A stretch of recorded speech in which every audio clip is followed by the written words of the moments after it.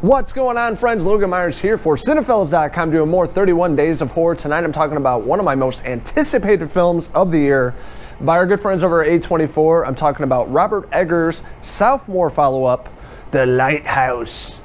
Keeping secrets, are ye? So the setup of the film, we have Willem Dafoe and Robert Pattinson show up on this remote island in New England in the 1890s. So it's an old school vibe to it from the get-go. Its film is in black and white. The aspect ratio is like 1:1, so it's like square looking. And you have the black bars on the side, which gives it that old school kind of vibe to it, like old movies and TV shows and things like that. And also kind of gives it that claustrophobic, isolated feel like the movie is trying to portray. So Robert Eggers' first film, The Witch, came out in 2015, his directorial debut, and it's kind of hit or miss for a lot of the audience.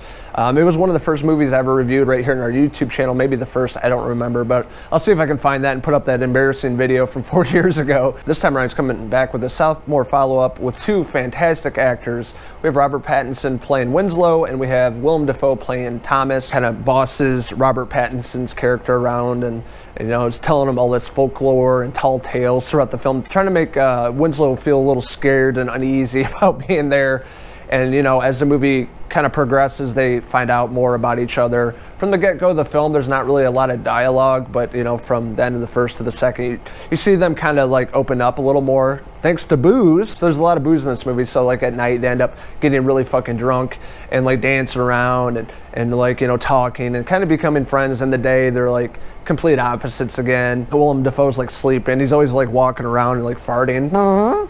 I don't know why they threw that in, but it was kind of funny. There was a lot of unintentional comedy in this movie and parts of the film where I was like laughing out loud in the theater. But as they're finding out about one another, Robert Pattinson trying to make a career change. He used to work up in the woods. He's a timberman, as they say in the film, but now he's working at the Lighthouse, working on the ocean. Two complete opposites. And Willem Dafoe is kind of questioning Winslow's character. Is like, why would you be doing that? Really hard to understand Willem Dafoe's character throughout the film. But he's questioning Winslow, why are you here? Why the career change? Are you on the run? And it really sets up a lot more of the story in this film that really gets bonkers from the second to third act. This is, 1800s, late 1800s timepiece, and they stayed very true to that, the dialect and the whole atmosphere, the way they filmed this movie. And just something I absolutely love, how they really set the tone early on in the film, what they're kind of going for, the overall feel of it, staying true to the late 1800s, and I thought they really knocked that aspect out of the park. Winslow's having all these weird hallucinations and dreams and things like that, and he's trying to figure out if he's actually going mad and going crazy, or something supernatural is at play at this lighthouse. Like I was saying earlier, Thomas is telling Winslow about all this folklore, all these tall tales about mermaids, the enchantment of the lighthouse, the light itself, trying to spook him, and Winslow plays it off. He's just there to work. He's there to make a living. He's there for a month, so he wants to make the money, get the job done, and move on. And this film touches on a lot of themes. It throws in a lot of craziness, some mythology, Greek mythology.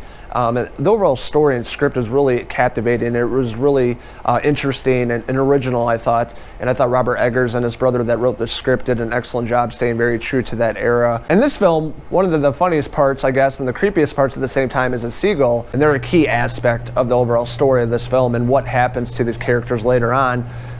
With Thomas warning young Winslow about seabirds, not to hurt them, not to kill them, because that brings bad luck, a curse. I guess we never really know how long it takes place because of everything that goes on, and with Thomas, really questioning Winslow and their sanity and how long they've been there. Has it been 2 days, 5 weeks?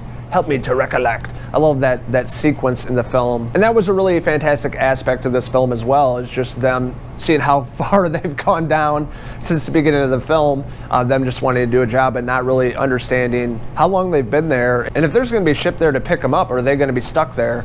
With that aspect of the seagulls, there's like a huge storm, that's brewing. You have the huge waves and lightning and the clouds and everything, and just look really dark and dreary, and something that you would probably come across being a lightkeeper back then. But leading up until the end of the movie, this movie really had me invested. It really did. These are two powerhouse performances The best performance being Willem Dafoe for sure playing Thomas, and Robert Pattinson playing Winslow, the younger guy that's making a career change, showing up at this rock, working with a guy that's been doing it for a long time, and their personalities clashing, and the only time they really get along is when they're drinking, and they're trying to understand each other, and it just gets worse and worse throughout the film.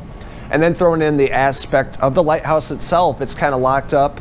Robert Pattinson, Winslow, is like the grunt of the two. He's always doing all the hard work and doing the labor, but he's not allowed up to the very top. It's kind of locked up. But we eventually see what Robert Pattinson comes across at the very end of the film, which is really well done and something that was really shocking. I did not predict. The film plays with a lot of different themes and elements, a lot of psychological, some horror in there, some drama, some fantasy.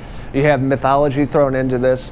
They really did their homework in terms of the script, and I thought they really made a beautiful story here, and a film that I'm going to have to revisit because I'm still trying to comprehend everything that they threw at me in the story. So overall, The Lighthouse is a fantastic film. It's a movie that you have to watch more than once to really comprehend everything that's thrown at you. Again, some of the dialogue and dialect, it's very hard to understand. So the next time I'm going to watch it, I'll definitely have to watch it with subtitles by the 4K because I felt like I missed some things early on in the film and the second act as well, just with Willem Dafoe's character describing the situation, telling these stories, the interaction with Winslow's character. I felt like I missed some things. Honestly, I enjoyed this movie a lot more than his directorial debut, The Witch. All around, I thought The Lighthouse is just a better movie in terms of the story, the camera work. I like the ratio, the way it looks, the black and white, all the themes they throw at us, and the performances by the two main actors, Robert Pattinson and Willem Dafoe. So I'm going to give Robert Eggers' The Lighthouse a 4 out of 5 Willem Dafoe hairpieces.